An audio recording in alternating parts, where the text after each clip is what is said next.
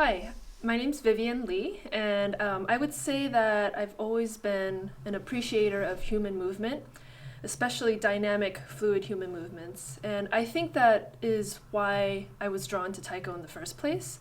The power and the skill that people have to demonstrate to play Taiko has been always very inspiring to me.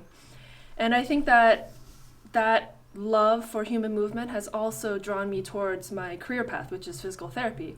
I'm currently in a doctoral program at USC to study physical therapy, and I think that my passion for both Taiko and physical therapy are so intertwined, I can't really separate them in my mind.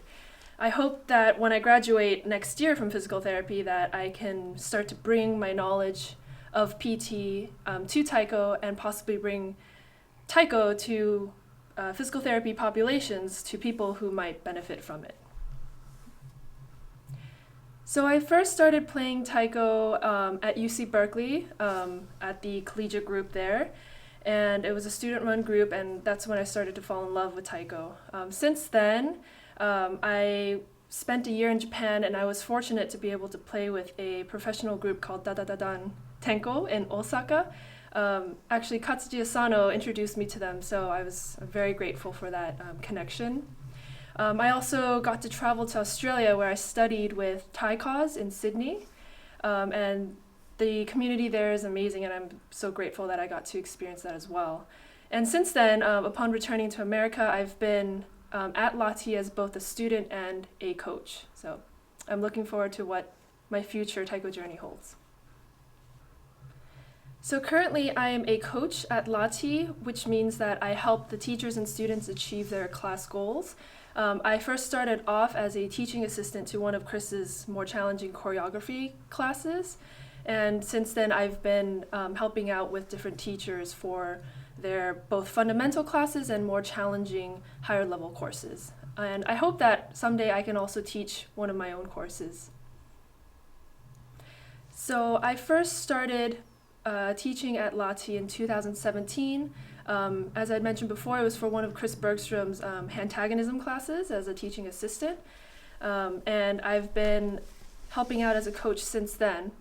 My experience as a relatively new teacher has been one of a lot of growth. I think I've steadily gained more confidence in myself as a teacher, and it definitely helps that all the students here are just wonderful, open-minded, and really fun to just play Taiko with. So when I'm not playing Taiko or studying physical therapy, I'm usually trying to climb up a mountain or trying to camp in absurdly cold weathers. I've really gotten into hiking and camping in the last couple of years, and I just love the views from the top and also just the physical pain, but the reward at the end of a long hike. So I would say that to come in with an open mind as to what you're capable of and what you might get out of Taiko. For a lot of people, Taiko means so many different things. It can mean a way to work out, a way to meet new friends, a way to keep your mind fresh, or a way to find a sense of belonging and community. I think a lot of times people, when they see Taiko the first time, they're a little bit scared to try because, especially if they see a professional group the first time. But I think if you enter with a mindset that you are capable of whatever you want to try, as long as you give it a shot, I think Taiko will hold a lot of different opportunities for you. So as a relatively new art form, the way that we play Taiko now, I think that it's in a very exciting stage of an art form. Right now, we're seeing so many different evolving styles, techniques, and ways to play Taiko. I love seeing the diversity across different groups, and I think it's just so exciting to be an intimate part of that process of seeing how this art grows and changes.